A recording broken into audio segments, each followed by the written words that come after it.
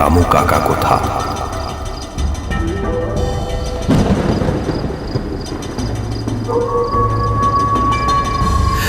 अरे रे, हे भगवान, ये बरसात, ये नहीं होना चाहिए था। अब क्या होगा? हमें वापस अपने गांव लौटना होगा बेटा। अब क्या हुआ काका? गाड़ी क्यों रोक दी आपने? वापस क्यों जाना है? ये बरसात, अरे बारिश हो रही है। ये वही भयानक बरसात की रात है। ये जंगल, इस जंगल में बरसात होना ठीक नहीं है। हम मेले में नहीं पहुंच पाएंगे। अपने गांव वापस चलते हैं। काका, बात क्या है? साफ साफ बताइए। मैंने बताया था ना कि ये जंगल का रास्ता ठीक नहीं है। पर काका, हर साल तो हम इसी रास्ते से जाते हैं। फिर इस बार ऐसी क्या बात है जो आप डर रहे हैं? हाँ सजो, पर इस बार बात कुछ अलग है।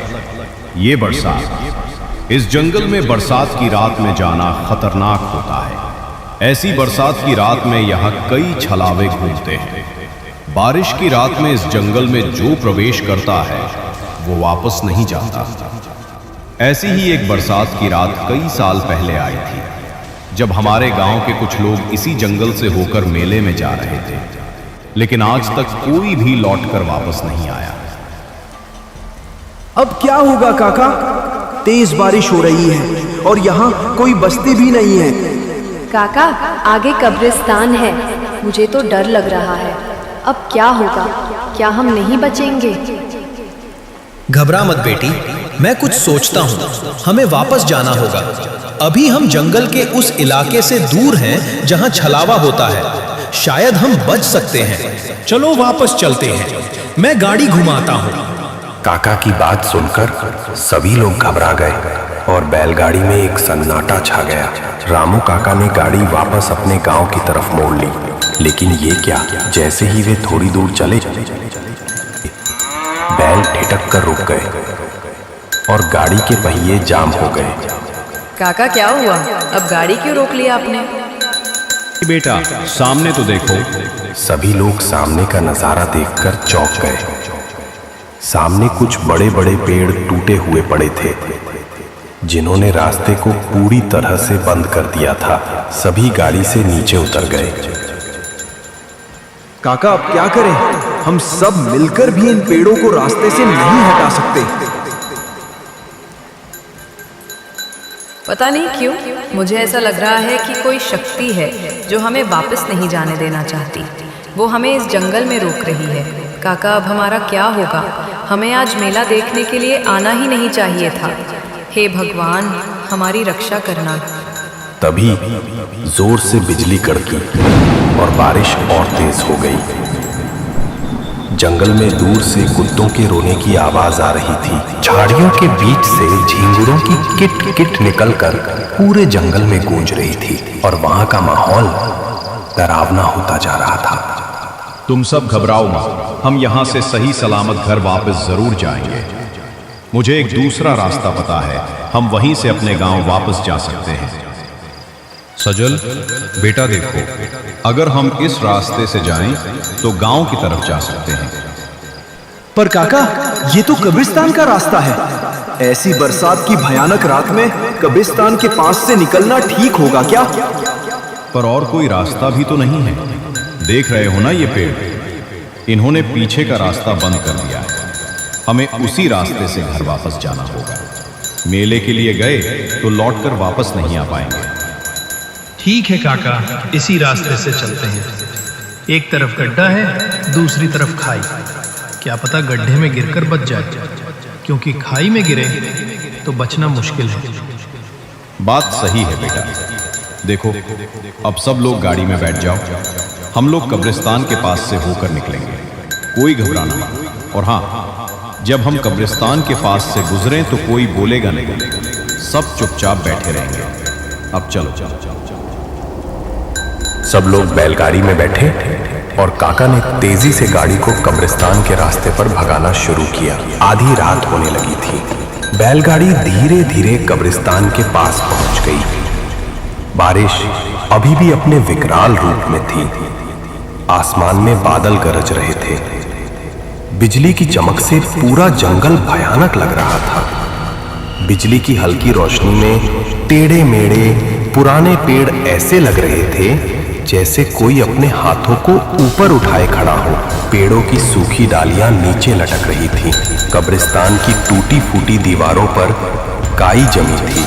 तभी हवा अचानक ठंडी हो गई, जैसे किसी ने अपनी सांस रोक ली थी। बैलगाड़ी कब्रिस्तान के पास से गुजरी तो सब चुप हो गए। अचानक एक कब्र से जैसे मिट्टी खिसकने की आवाज आई और दूर से किसी औरत के कराहने की आवाज। ये कैसी आवाज थी? ऐसा लगा जैसे ये आवाज उस कब्रिस्तान से।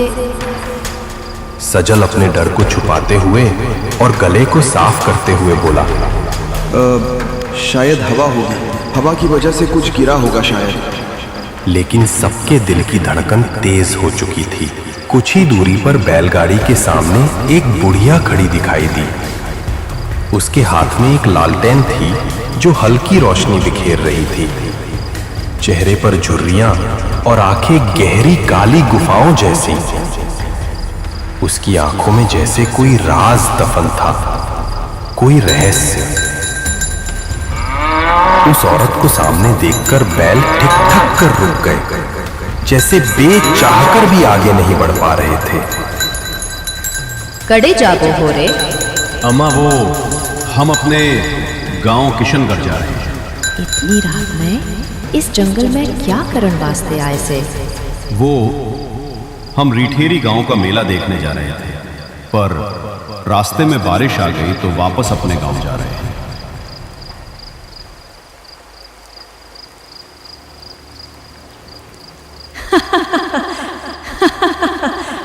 मेला देखन बरसात की रात में इस जंगल के रास्ते से जो भी जावेगा वो बचे को नहीं। तने पता से ना? जी अम्मा, हमें पता है। उस जंगल में ऐसी बरसात में छलावे घूमते, हम इसलिए ही तो वापस जा रहे हैं। अरे वापस पाछो क्यों जाओ हो भाई? जब मेला देखन आओ हो तो देख लियो ना। म्हारो जी करे थाने एकदम सुरक्षित रास्ता बताबू था। इस पगडंडी पकड़ लो, इस रास्ते से वो जंगल ना आवेगो। तुम लोग सीधा मेले में पहुंच जाओगो और वह भी बिल्कुल सुरक्षित। काका, ये अम्मा ठीक ही तो कह रही है। अब हम इतनी दूर आ ही गए हैं तो मेला देखने चलते हैं ना? पर संदली, ये ठीक रहेगा क्या? मैं तो कहता हूँ वापस चलते हैं।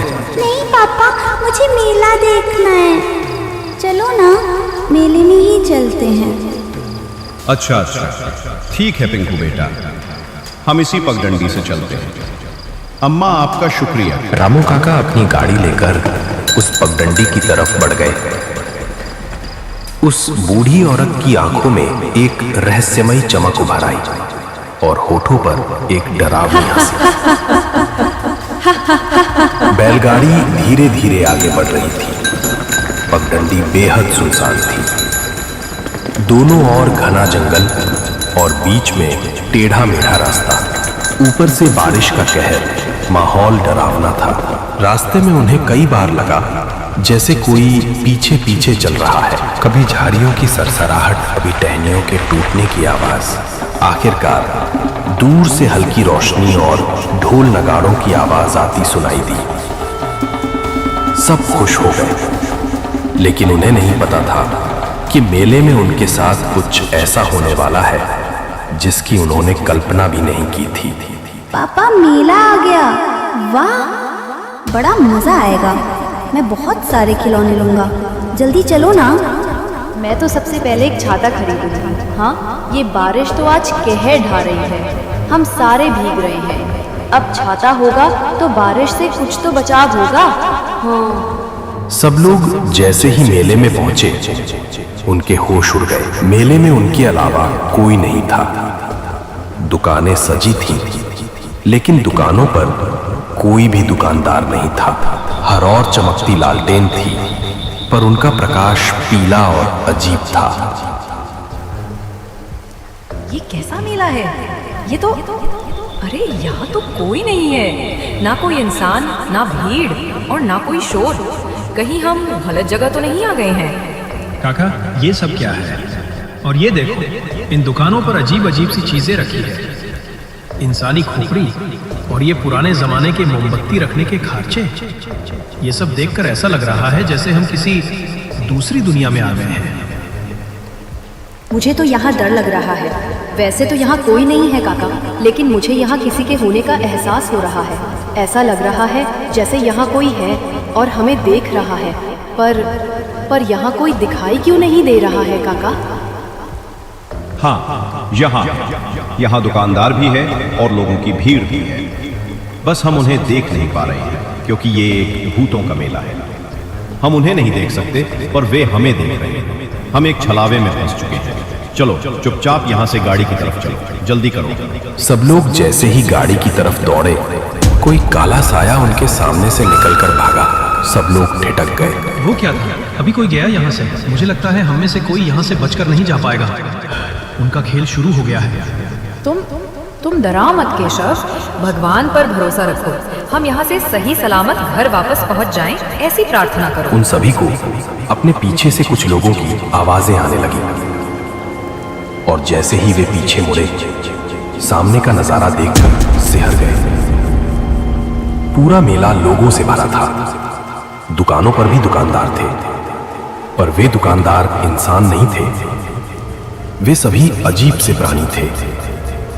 किसी दुकान पर कंकाल सामान बेच रहा था, तो कहीं पर कोई राक्षस या पिशाच जैसा प्राणी था। वे सभी भटकती आत्माएं थीं और अचानक से सब गायब हो गए। वो नजारा देखकर सभी लोग सहम गए और गाड़ी की तरफ तेजी से भागे। और जब उन्होंने पीछे मुड़कर देखा तो दंग रह गए। हे भगवान, काका ये कैसा छलावा है? अब हम क्या करें? कैसे बचे इससे? सजल, हमने जो अपनी आंखों से अभी देखा वो सब सच है। वे सब यही है, लेकिन हम उन्हें देख नहीं पा रहे हैं। वे हमें यहां से जाने नहीं देंगे। तो अब क्या करें? पता नहीं, मुझे कुछ समझ में नहीं आ रहा है। वो बूढ़ी औरत जो कब्रिस्तान के पास मिली थी, वो भी एक छलावा ही थी। उसी ने हमें यहां भेजा था। हम इस छलावे से बाहर निकल गए तो ठीक, नहीं तो आज हम में से कोई यहां से जिंदा वापस नहीं जा पाएगा। फिर भी हमें कोशिश करते रहना चाहिए। चलो जल्दी से गाड़ी में बैठो, यहाँ से निकलने की कोशिश करते हैं। वे सब गाड़ी में बैठकर वहां से निकल पड़े, लेकिन जंगल से कुछ दूर घूमने के बाद फिर से उसी मेले के पास पहुंच गए। नहीं काका, हम घूम फिर के फिर से उसी जगह पर आ गए। अब क्या करें? इस छलावे से बचने का कोई रास्ता नहीं है क्या? हाँ, एक रास्ता है। अगर ये बारिश बंद हो जाए तो हम इस छलावे से बाहर निकल सकते हैं। बरसात बंद होते ही छलावा अपने आप गायब हो जाएगा। ये बस बारिश में ही दिखाई देता है। इसलिए जब रास्ते में बरसात चालू हुई थी तो मैं डर गया था। अचानक कुछ ऐसा हुआ जो किसी भयानक सपने से कम नहीं था। चारों ओर से कुछ डरावनी और भयानक आकृतियां उन्हें घेरने लगी। वे धीरे धीरे उनकी ओर बढ़ रही थी। उनकी आंखों में नफरत, गुस्सा और एक भूख थी। वे आकृतियां भूखी नजरों से उन सभी की ओर देख रही थी। रामू काका और सभी लोगों ने जीवित बचने की उम्मीद छोड़ दी थी। उन्हें लगने लगा था कि अब वे जीवित नहीं बचेंगे। वे आत्माएं उन पर हमला करने ही वाली थीं कि अचानक बारिश बंद हो गई। बारिश के बंद होने के साथ ही वे सभी आत्माएं गायब हो गई और उस भूतिया मेले का छलावा खत्म हो गया। सभी ने चैन की सांस ली। वे लोग तेजी से गाड़ी में बैठे और वहां से निकल गए। हे भगवान, शुक्र है तेरा, आज तक बरसात के इस छलावे से कोई नहीं बच पाया। पता नहीं हमारे ऊपर ईश्वर की कौन सी कृपा हुई जो आज हम इस छलावे से बचकर सही सलामत जा पा रहे हैं। इससे पहले बारिश फिर से शुरू हो जाए, हमें इस जंगल से निकलना होगा। काका, बस आज यहाँ से निकल जाएं। कान पकड़ती हूँ, रिठेरी गांव के इस भूतिया मेले में तो मैं फिर कभी ना आऊँ।